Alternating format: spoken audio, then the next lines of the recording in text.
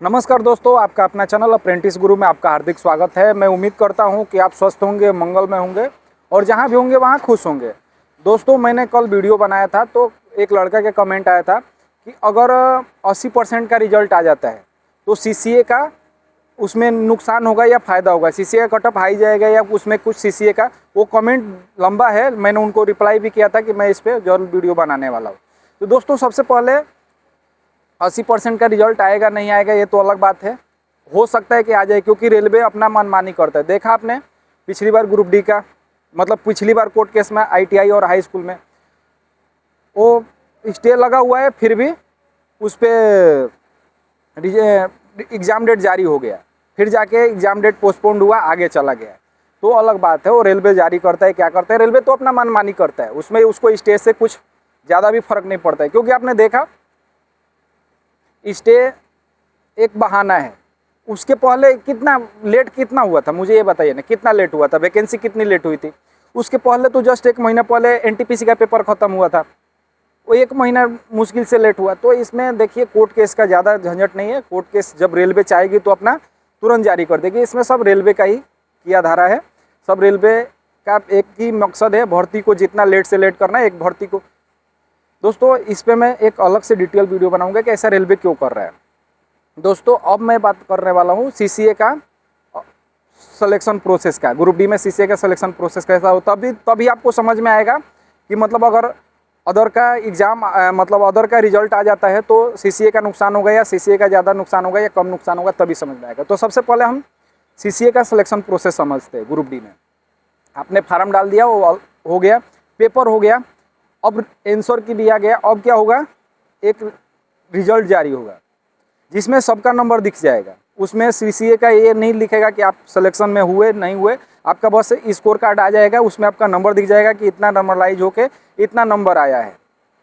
तो दोस्तों, इसमें नंबर एक तो पहले देगा नहीं, अगर दे भी देता है सीसीए का, उसमें रिजल्ट रोक के, अगर सीसीए का 20% का रोक के दे देता है तो उसमें क्या नुकसान होगा नहीं होगा ये बाद में हम बात करेंगे।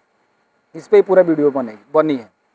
तो दोस्तों, ये स्कोर कार्ड आ जाने के बाद जो ओपन वाले लड़के हैं उनका पीटी होगा, फिजिकल एफिशिएंसी टेस्ट जो होता है, पीटी वो होगा।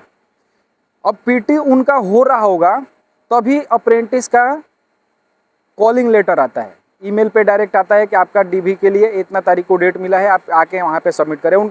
अभी आपका रिजल्ट जारी नहीं होगा, उनका भी रिजल्ट जारी नहीं हुआ, फाइनल लिस्ट नहीं आएगा। फाइनल जो कटअप आता है ना, वो दोनों में किसी का नहीं आएगा, ना सीसीए का आएगा ना अप्रेंटिस ना ओपन का आएगा।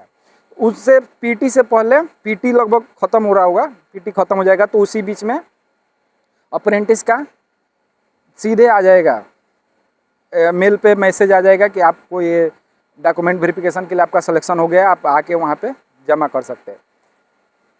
तो ये ऐसा होता है। उसके बाद एक फाइनल लिस्ट जारी होता है, तब जाके उसमें आपका कंप्लीट हो गया। वो तो अब फाइनल, वो तो उनको फाइनल लिस्ट में अपना तो एक ही बार जो आएगा वो सिलेक्शन होगा, उसके बाद सिलेक्शन ख़त्म।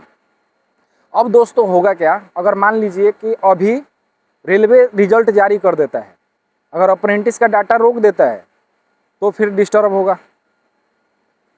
अगर नहीं अगर डाटा दे देता है तो कोई नुकसान नहीं, अप्रेंटिस का कोई नुकसान नहीं। हाँ, अगर ये कोर्ट केस, अगर सीसीए का जो चल रहा है कोर्ट केस, ये 20% रोक के, अगर वो रोक के वो इनका पहले पूरा प्रोसेस हो जाएगा ओपन का, और सीसीए का अगर रोका हुआ रह जाएगा तो समझिए कि 2-3 हज़ार लड़कों का नुकसान होगा सीसीए का, जिसमें कटअप बहुत हाई जाने का चांस है। क्योंकि आपको पता है जो सीसीए का सिलेक्शन होता है, हॉरिजेंटल भी लागू होता है और वर्टिकल भी रिजर्वेशन लागू होता है। हॉरिजेंटल रिजर्वेशन और वर्टिकल दोनों लागू होता है। मैंने हॉरिजेंटल रिजर्वेशन पे वीडियो बनाया है, आप वीडियो को देख सकते हैं जाकर, हॉरिजेंटल रिजर्वेशन कैसे लागू होता है। तो ये बात है, ये दोनों लागू होता है। फिर अगर ओपन का सिलेक्शन हो गया तो जितना सीट है 6500 6400, वो 6400 में ही पूरा सीसीए को फाइट करना होगा। अगर ये लंबा समय तक रुकता है, अगर फिर डेट मिलेगा ऐसे, तो डेट अब वो मैं आगे फिर एक वीडियो बनाऊंगा दोस्तों इस पे कि कोर्ट का क्या चाल है, रेलवे का क्या चाल है, ये सब वीडियो बनाऊंगा। लेकिन अभी जो है ये समझिए कि अगर ओपन से पहले, ओपन का सिलेक्शन से पहले, फाइनल मेरिट आने से पहले अगर केस सुलझ जाता है, सब मैटर ख़त्म हो जाता है, तो सीसीए का कोई नुकसान नहीं होगा। पीटी तक कोई, अगर पीटी हो जाता है ओपन का, तब तक कोई नुकसान नहीं होगा।